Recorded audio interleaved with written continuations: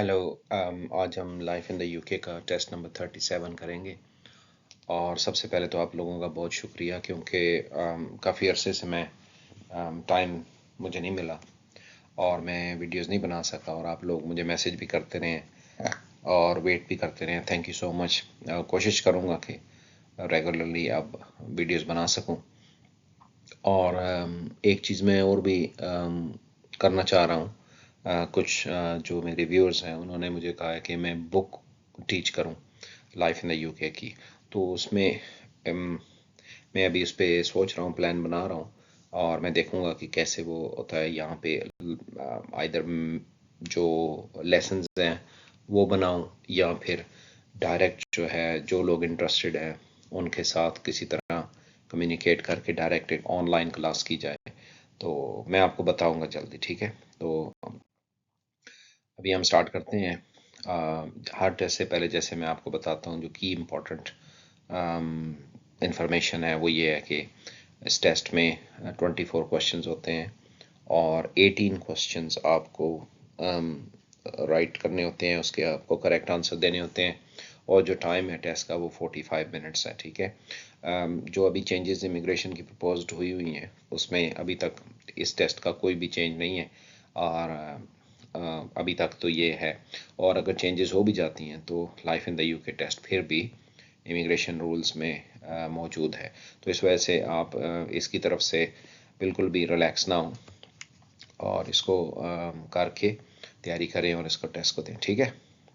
Start करते हैं। Yes, computer based test है, 45 मिनट्स होता है, 18 क्वेश्चंस के आंसर सही करने पड़ते हैं, ठीक है।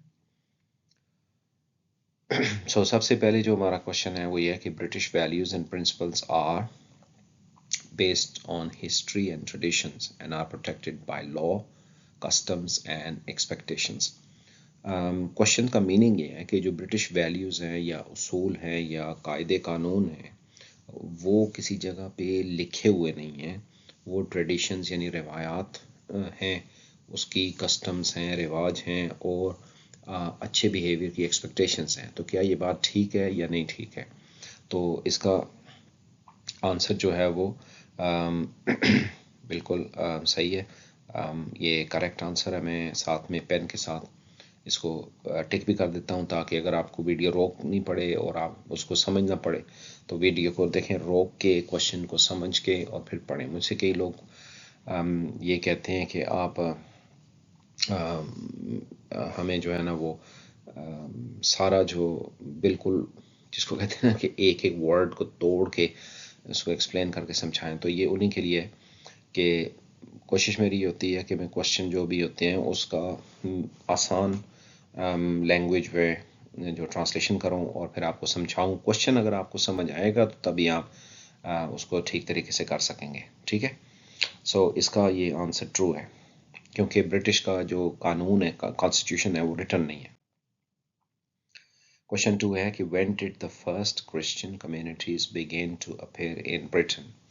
इसका मतलब ये है कि ब्रिटेन के अंदर सबसे पहले जो क्रिश्चियन कम्युनिटीज़ हैं वो कब आना शुरू हुई, यानी कि जो क्रिश्चियन लोग हैं वो ये जब ज़ाहिर वो आए तो इसका मतलब है कि क्रिश्चियनिटी रिलीजन भी आया। तो क्रिश्चियन कम्युनिटीज़ सबसे पहले ब्रिटेन में कब आना शुरू हुई? So during the first and the second centuries AD, second and the third centuries AD, third and the fourth centuries AD, या fourth and the fifth centuries AD। तो इसका करेक्ट आंसर जो है वो ये है during the third and the fourth centuries AD, ठीक है। जैसे कि मैंने अभी कहा कि क्वेश्चन को समझें, वीडियो को स्टॉप कर दें और फिर आप इसको देखें, फिर क्वेश्चन का उसके साथ लिंक बनाएं, ठीक है। थर्ड और फोर्थ सेंचुरीज में ब्रिटेन में कम्युनिटीज आना शुरू हुई जो कि क्रिश्चियन थे। नेक्स्ट क्वेश्चन है which one of the following is not a devolved administration. अब ये देखें ना, ये क्वेश्चन समझने वाला है। सबसे पहले तो आपको समझना है कि डिवॉल्व्ड एडमिनिस्ट्रेशन क्या होता है। डिवॉल्व्ड एडमिनिस्ट्रेशन का मतलब ये है कि यूके जो है वो 4 कंट्रीज का यूनियन है, ठीक है। उसमें इंग्लैंड, स्कॉटलैंड, वेल्स और नॉर्दर्न आयरलैंड है। तो पूरे के पूरे यूनिट को जो चलाने के लिए जो गवर्नमेंट की बॉडी है, जो कि लंदन में ब्रिटिश पार्लियामेंट जिसको कहते हैं, बिग बैन जिसके साथ है, जहाँ लोग जाके पिक्चर्स भी बनाते हैं, और बड़ा वो फेमस है, वो पूरे यूके को चलाने के लिए, ठीक है। लेकिन इसके अलावा हर कंट्री, जिस तरह इंग्लैंड है, स्कॉटलैंड है, वेल्स है और नॉर्दर्न आयरलैंड, उनकी अपनी अपनी असम्बलियाँ भी हैं, उनकी अपनी अपनी गवर्नमेंट्स भी हैं, उनको डिवॉल्व्ड एडमिनिस्ट्रेशन कहते हैं, ताकि हर हर कंट्री अपने हिसाब से कानून बना सके और जल्दी प्रोवाइड कर सके। सो इनमें से which of the following is not A devolve administration? The Scottish Parliament, the Welsh Parliament, the Irish Parliament, the Northern Ireland Assembly। तो इसका करेक्ट आंसर है कि द आयरिश पार्लियामेंट, क्योंकि आयरिश पार्लियामेंट जो है वो, आयरलैंड तो एक सेपरेट कंट्री है, ठीक है। जो यूके के साथ है वो तो नॉर्दर्न आयरलैंड है ना, जिसका कैपिटल बेलफास्ट है, और ये जो आयरलैंड है ये जिसका कैपिटल डबलिन है, ये तो कंट्री सेपरेट है, तो ये डिवॉल्व नहीं है, ठीक है। Next question, who built a wall in the north of England to keep out the Picts, ancestors of the Scottish people? सबसे पहले समझें पिक्ट्स कौन थे, एंसेस्टर्स ऑफ स्कॉटिश पीपल, यानी स्कॉटलैंड के जो आजकल के लोग हैं, इनके जो आबा व अजदाद, इनके बड़े या बुजुर्ग जो थे, उन लोगों को इंग्लैंड में एंटर होने से रोकने के लिए एक नॉर्थ ऑफ इंग्लैंड में दीवार बनाई थी। दीवार बहुत बड़ी बना दी गई ना बिटवीन इंग्लैंड। आप यूँ समझें कि ये देखें, समझेंगे ये स्कॉटलैंड है और ये इंग्लैंड है। ये मैं मैप तो ऐसा नहीं है लेकिन ऐसे बना दिए, ठीक है। ये इंग्लैंड है और ये वाला स्कॉटलैंड है। तो जो इंग्लैंड के किंग्स या क्वींस थे ना, उनको डर था कि ये लोग यहाँ से इधर नीचे आके स्कॉटलैंड इंग्लैंड में तो अटैक करके कहीं उनकी हुकूमत पे कब्जा ना कर लें, क्योंकि स्कॉटिश बड़े ब्रेव लोग थे। तो उन्होंने इस जगह पे दीवार बना दी। तो क्वेश्चन ये है कि ये दीवार किसने बनाई? एम्पर क्लॉडियस ने बनाई, नेपोलियन ने बनाई, एम्पर हेड्रियन ने बनाई, या जूलियस सीजर ने बनाई? तो इसका करेक्ट आंसर है कि ये एम्पर हेड्रियन ने बनाई, ठीक है।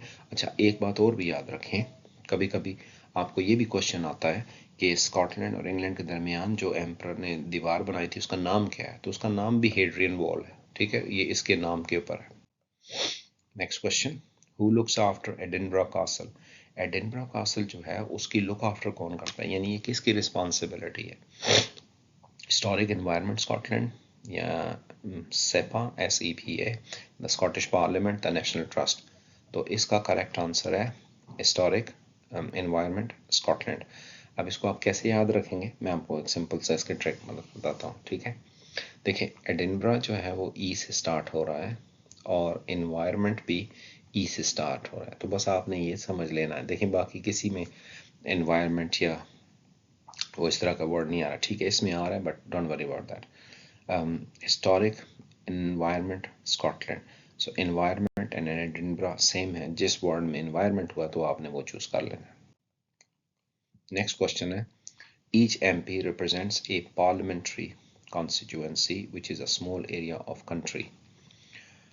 हर MP जो होता है वो एक पार्लियामेंट्री कॉन्स्टिट्यूंसी कहते हैं वो एरिया जिसमें एक MP रहता है, उसका वो इलाका, which is a small area of country, जो कि कंट्री का एक स्मॉल एरिया है। तो ये बात सही है कि गलत है? तो ये बिल्कुल ट्रू है। ये हर एक कॉन्स्टिट्यूंसी से एक MP आता है, ठीक है, पार्लियामेंट में, जिसको हम हल्के में कहते हैं ना, अपने हल्के में।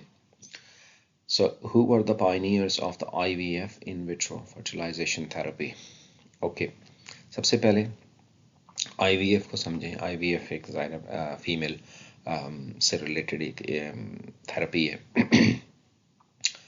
जिन फीमेल के बच्चे नहीं होते तो फिर उनको IVF इन विट्रो फर्टिलाइजेशन होता है, यानी उनको टेस्ट ट्यूब के ज़रिए उनके अंदर वो क्या कहते हैं सर्जरी की जाती है, तो जिससे फिर वो प्रेग्नेंट हो सकती हैं।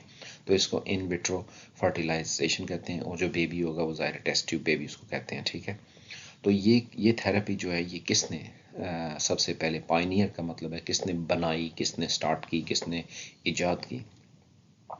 सर फ्रैंक विटल और सर क्रिस्टोफर कॉकरेल ने, या सर रॉबर्ट एडवर्ड्स और पैट्रिक स्टेप्टो ने, या फिर फ्रांसिस क्रीक और उनमें से लोगी बेड ने, या सर इयन वेलमट और कीथ कैंपल ने?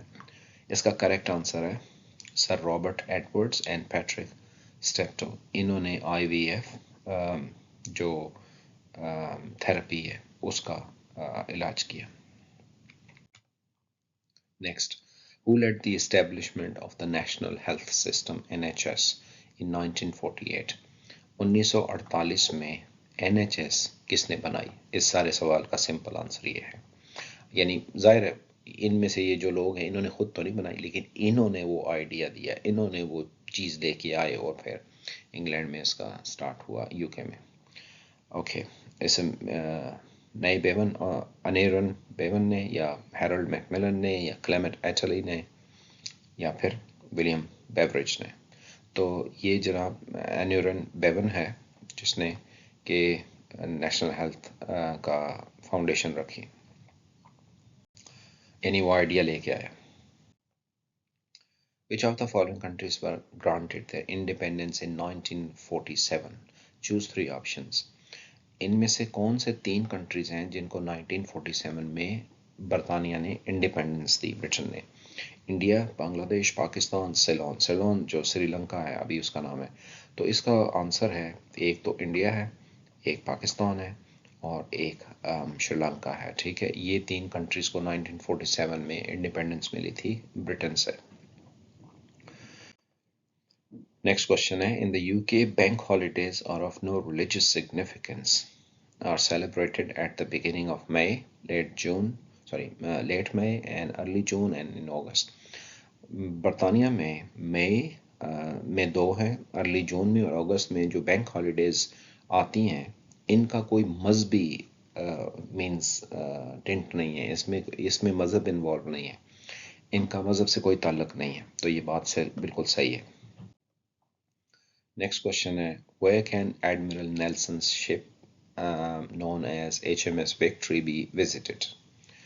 एडमिरल नेल्सन एक नेवी का ऑफिसर था और इसने अपनी शिप में ज़ाहिर है इसको लीड किया, फाइट को, जंग को फ्रांस के ख़िलाफ़। तो ज़ाहिर है वो उसने बड़े कारनामे अंजाम दिए, तो उसका बड़ा मशहूर है। इस वजह से उसका जहाज़ अभी तक, बहरी जहाज़ जो है ना HMS विक्ट्री, अभी तक मौजूद है। और वो कहाँ देखा जा सकता है? प्लेमथ में, बॉर्नमथ में, पोर्ट्समथ में या हेस्टिंग्स में? तो इसका करेक्ट आंसर है पोर्ट्समथ में। ठीक है, ये पोर्ट्समथ में अगर आप जाएं ना तो वो जहाज आज भी खड़ा हुआ है और उसको बड़ा तारीखी अहमियत है। Who were the Puritans? Question ये है कि प्योरिटन्स कौन थे। अब जाहिर है प्योरिटन्स जब मैं एक्सप्लेन करूंगा तो वही तो उसका आंसर होगा। तो a group of Catholics who advocated strict and simple religious doctrine and worship. A group of Protestants who advocated strict and simple religious doctrine and worship. A group of landowners, a group of local leaders. ये नहीं थे, इसका correct answer ये है number 2।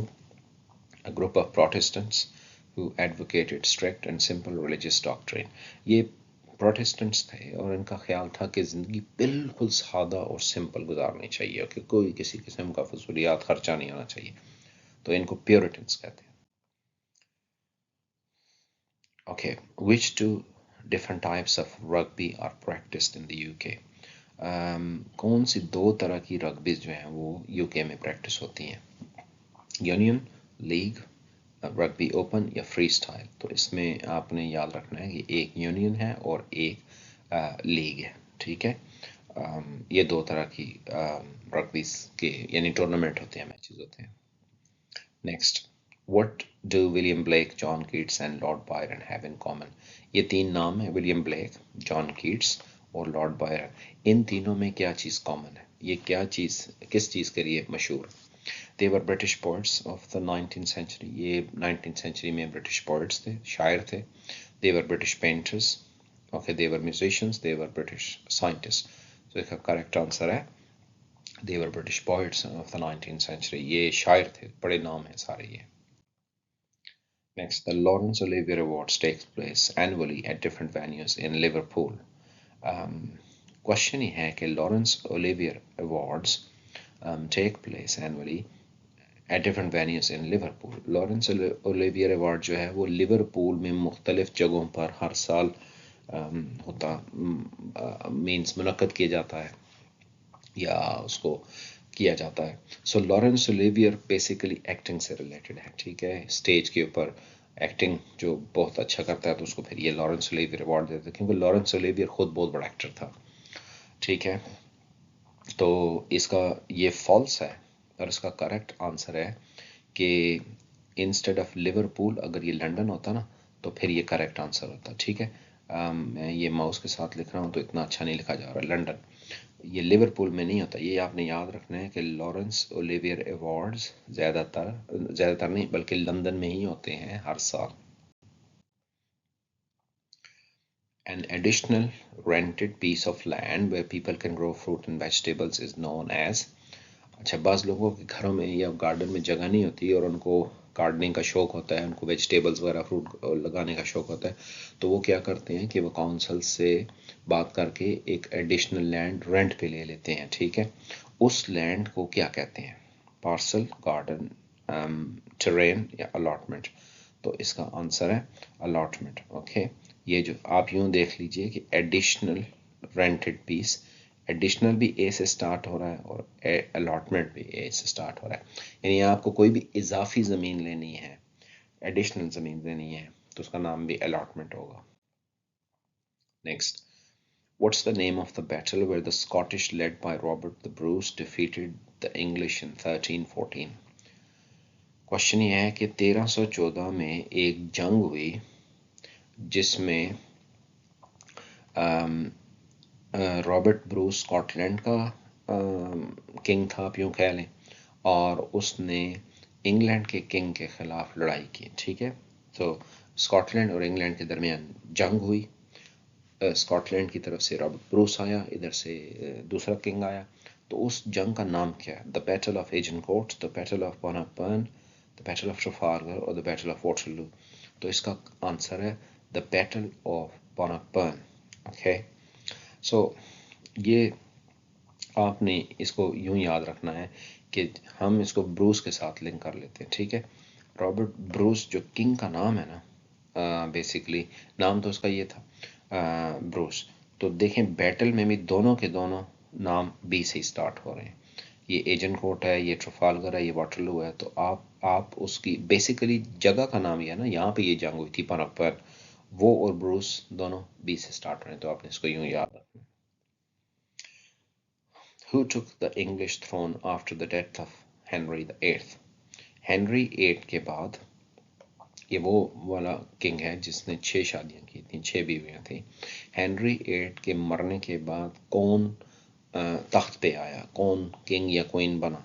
तो Elizabeth the first, Elizabeth, Edward the sixth, queen Mary या James one. तो इसका आंसर है एडवर्ड द सिक्स्थ। ओके, ये बड़ी इंटरेस्टिंग बात है कि हेनरी ने 6 शादियां की और जब ये मरा तो उसका 6 साल का बच्चा जो कि एडवर्ड द सिक्स था वही किंग बन गया। Next, carrying a weapon is a criminal offence unless it is for self defence. अब आपको ये बात समझनी है कि यूके के अंदर किसी भी किस्म का हथियार लेना, रखना, वो क्रिमिनल ऑफेंस है, लेकिन अगर आप सेल्फ डिफेंस के लिए रखते हैं तो ये ठीक है। मतलब ये स्टेटमेंट यूँ कह रही है, तो ये बात सही है कि गलत है? तो ये फॉल्स है। आप सेल्फ डिफेंस के लिए भी अपने पास कोई किस्म का वेपन नहीं रख सकते। ठीक है, वेपन रखना क्रिमिनल ऑफेंस है। Next question, prohibition of thought, conscience and religion is one of the principles included in the European Convention of Human Rights। देखें, एक तो जो हर कंट्री के अपने कुछ रूल्स होते हैं ना, तो चूंकि पहले यूके यूरोपियन यूनियन का हिस्सा था तो European convention of human rights को, यानी ये कानून हुआ करते थे, उनको फॉलो करता था। तो उस कानून के मुताबिक किसी को सोचने की फ्रीडम, सोच की और मज़हब की आज़ादी नहीं थी, is one of the principles of European convention. तो ये ऐसी बात तो बिल्कुल फॉल्स होती है, क्योंकि ये तो बिल्कुल ही नेगेटिव बात है कि आपको सोचने की भी पाबंदी है, आपके ऊपर मीन्स आपको सोचने की भी आज़ादी नहीं है, मज़हब की भी आज़ादी नहीं है, आपके ज़मीर की भी आज़ादी नहीं है। तो ये फॉल्स है। Next, which two pop music groups became popular in 1960s? 1960s में कौन से दो, ये याद रखना है, टू म्यूजिक ग्रुप्स जो थे वो बहुत मशहूर हुए? Queens, the Rolling Stones, the Beatles, the Carpenters. The Rolling Stones and the Beatles, ये दोनों 1960s में बहुत पॉपुलर हुए, पॉप म्यूजिक के ये ग्रुप्स थे। नेक्स्ट क्वेश्चन है which of the following words comes from the Viking language. जाहिर है ये बहुत पहले की बात है, इस कंट्री में वाइकिंग्स भी आए, बाहर से आए, ये क्या स्कैंडिनेवियन कंट्री की बात हो रही है। तो वाइकिंग्स जो आए तो जाहिर है वो यहाँ पे रहे, उन्होंने कब्जा किया, तो उनकी लैंग्वेज भी आई। तो कौन से ऐसे दो वर्ड्स हैं जो वाइकिंग लैंग्वेज से आए? टेबल, स्कंथो, पेंसिल और रैबिट। ओके, सो आपको इसमें एक तो आपने इसका करना है स्कंथो, और एक आपने रैबिट, इसका आंसर है। इसके अलावा जो है वो ग्रिम्स बी और स्कंथो, ये भी वाइकिंग से आए। ठीक है, आप बुक पढ़ेंगे तो उसमें आपको ग्रिम्स बी भी मिलेगा, स्कंथोप भी मिलेगा, इस तरह के वर्ड्स मिलेंगे। Next, Eid al-Adha is the way when Muslims thank Allah for giving them the strength to complete the fast. Eid ul Adha जो है, या जिसको ईद उल अज़हा भी बोलते हैं, ये मुसलमान 30 दिन के रोज़े रखने के बाद मनाते हैं। ठीक है, ये फॉल्स है, क्योंकि ईद उल अज़हा रोज़ों के बाद नहीं होती, उसको ईद उल फितर कहते हैं। जब आप 30 महीने के रोज़े रखते हैं और फिर उसके बाद आपका ईद होती है, तो वो उसको ईद उल फितर कहते हैं। ईद उल अज़हा जो है वो जिस पे मुस्लिम्स जो है ना वो एक एनिमल सेक्रीफाइस करते हैं। नेक्स्ट क्वेश्चन है 24, will a non-UK national living in the UK and looking for work, starting work or setting up a self-employed need a national insurance number? तो क्वेश्चन ये है कि एक आदमी नॉन यूके नेशनल है, मिसाल के तौर पर आप लेट्स से यूके के नेशनल नहीं हैं, आप यहाँ पे वीज़े पे हैं या इंडेफिनेट पे हैं, तो आपको अपना काम करने के लिए, जॉब करने के लिए, या बिजनेस करने के लिए, या सेल्फ एम्प्लॉयमेंट के लिए नेशनल इंश्योरेंस नंबर चाहिए या नहीं चाहिए? तो इसका आंसर है यस, चाहिए वो, क्योंकि कोई भी शख्स नेशनल इंश्योरेंस के बगैर काम नहीं कर सकता। ठीक है, नेशनल इंश्योरेंस नंबर होना लाजमी है, चाहे आप बिजनेस करें, चाहे आप सेल्फ एम्प्लॉयड हो, चाहे आप जॉब करें। ओके, सो ये हमारा टेस्ट आज का ख़त्म हुआ। इसको प्रैक्टिस करें। ठीक है, कंफ्यूज होने की कोई ज़रूरत नहीं है, मुश्किल है, इसमें ज़ाहिर है हिस्ट्री है, सारा कुछ गवर्नमेंट के बारे में है, सारा कुछ ये डिटेल्स काफ़ी डिफ़िकल्ट होती हैं, यहाँ के लोगों को भी नहीं पता। ठीक है, लेकिन आपको वीज़ा चाहिए तो आपको ये करना पड़ेगा। ठीक है, कोई क्वेश्चन अगर समझ नहीं आई तो मुझे बताएं। Alright, see you then, bye.